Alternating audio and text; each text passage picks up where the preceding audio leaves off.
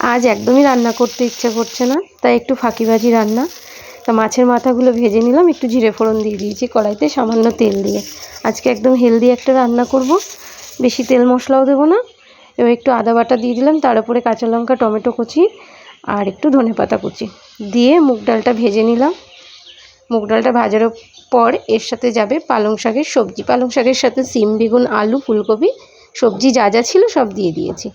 এবার এই সবজিটাকে একটু লবণ হলুদ দিয়ে কষাবো। সবজিটা অলরেডি ভাজা ডাল দিয়ে মিক্স করে নিচ্ছি। এরপর এতে একটু লবণ দেব, একটু হলুদ দেব, লবণ হলুদ দিলাম। লবণ হলুদ দেওয়ার পরে এটাকে একটু কষাবো।